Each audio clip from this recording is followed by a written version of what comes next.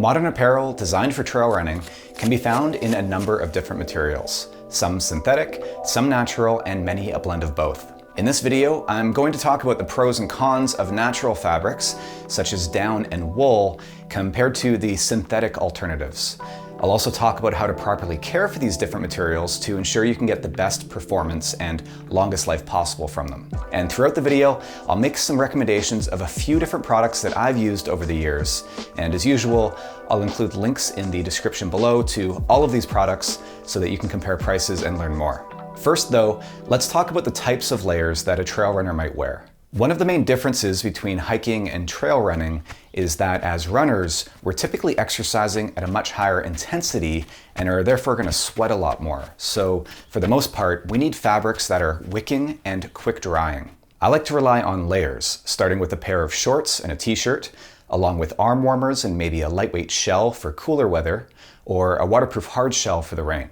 I'll also often carry a mid-layer, like a lightweight puffy jacket, to put on in case of emergency or for when I reach a summit. And there are times, like running in the winter, when I might need to run in even warmer clothing, like I talked about in my video on winter trail running gear. This could include tights or waterproof pants, along with a base layer underneath a much warmer top. So let's look at some of the types of fabrics that we have to choose from, starting with these base layers. Natural fabrics, like bamboo and merino wool, tend to be not only more environmentally friendly, but also have excellent absorption properties for better breathability, quicker drying, and natural odor control. They also tend to be softer and more comfortable against the skin, which is why they make such great base layers, especially for tops. Synthetic polymers, on the other hand, tend to be much more durable. Nylon and plastic-based polymers are more commonly used in running jackets for this reason. A jacket made from polyamide certainly won't be nearly as soft or stretchy as a t-shirt made from natural fibers, but it likely isn't designed to be.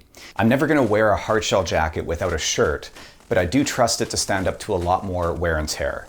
Now, the one material that you want to completely avoid in any trail running apparel is cotton. It may be cheap, but not only does it absorb moisture, it also traps it against your skin, which could be dangerous in extremely cold conditions. And almost every brand has developed their own unique fabric or combination of materials, giving you the best of both worlds. But I personally still prefer shorts and t-shirts made primarily from polyester. I just find it to be the most all-around, lightweight, breathable, and quick-drying fabric available that is also extremely durable, which is a huge priority for me. It also repels UV rays and still keeps you warm when wet. Unfortunately, it just doesn't provide the same antibacterial qualities of natural fibers, so you definitely do need to wash it more regularly.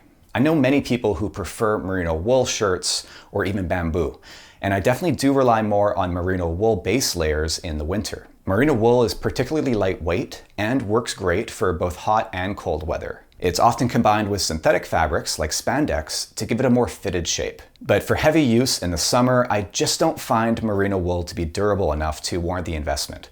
So I personally reserve this fabric for cases where I might need to wear the same clothes for days at a time, given its natural antibacterial qualities, and as a base layer only. And I'd recommend Icebreaker for some of the highest quality merino wool products on the market. When it comes to windbreakers and waterproof jackets, as well as pants, these also tend to be made from synthetics like nylon and polyester. I spend a lot of time bushwhacking through thick brush and scrambling on rocks, so for me, these bottom layers need to be quite durable as well. Some people will choose to invest in a lightweight Gore-Tex jacket, but while this technology is extremely breathable, there is one major downside to Gore-Tex. Jackets like the Arc'teryx Norvan SL, which are designed for running, are constructed with only a single layer, leaving the Gore-Tex membrane exposed, unlike Gore-Tex jackets designed for hiking and winter use, which are reinforced with a more durable outer layer. This means it can more easily be damaged if caught on trees, and can even suffer wear and tear on the shoulders from a pack.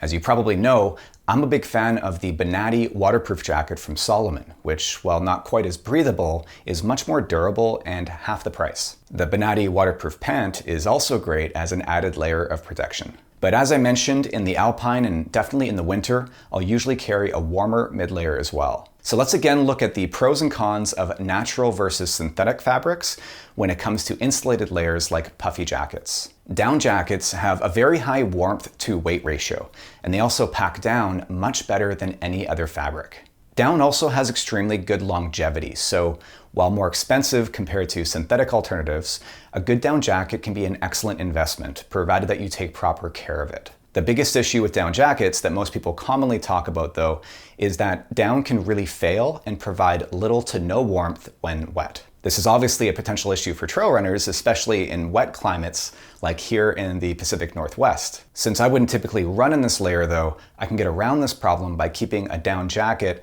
packed in a plastic freezer bag to protect it in my pack from both rain and sweat, ensuring that it will be dry when I need it most. Another problem though with down is that mold can build up over time if you're not washing your clothing regularly. This is a common problem with down sleeping bags, but it can be an issue with down jackets as well, which you might end up wearing while exerting yourself and sweating. It's also likely that your jacket will end up getting quite dirty and gathering bacteria.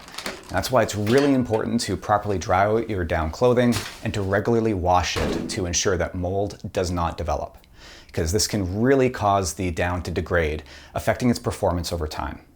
And of course, never store it compressed for long periods of time. Synthetic insulated jackets, by comparison, will stay lofted and keep you much warmer than a down jacket when wet. And synthetic fabrics typically will dry much quicker as well. They'll also be a little more resilient when it comes to that sweat and dirt that your clothing is likely to be exposed to on the trails, which can be so damaging to down jackets. It's for this reason, actually, that even many down jackets rely on synthetic insulation in the areas like around the wrists and collar, where the jacket is likely to get more dirty and worn. But synthetics don't offer the same warmth to weight ratio and typically aren't nearly as compressible, something which may be a priority for trail running when carrying spare clothing packed away for emergency use only. I'd recommend investing in a high-quality, lightweight compressible down jacket like the Arc'teryx Cerium SL to carry with you to put on any time you might be stopped during a run. It weighs only 183 grams, or 6.5 ounces, and packs down to the size of a water bottle. But if you do plan on hiking or running in your mid-layer, then be sure to use a breathable synthetic mid-layer instead. I recently got a chance to test out a prototype of the Ventus Active hoodie from Outdoor Vitals, which weighs less than 198 grams, or 7 ounces, and it packs down to the size of a softball in a pinch. While likely not as warm as a comparable down jacket, it provides other benefits like water resistance and increased durability. As you can see, it's all about trade-offs, and ultimately different fabrics are going to be more appropriate in different situations. But I am looking forward to seeing what other new fabrics that manufacturers might come up with in the future, especially those that can address issues of sustainability without compromising on durability. I'd love to hear what your experience has been with any of these fabrics or blends, and if there's anything that you think that I've missed. So let me know in the comments below. If you found this video helpful, give it a like, and if you've been following the channel for a while, consider becoming a channel member by clicking the join button in a web browser. And be sure to subscribe for more videos like this.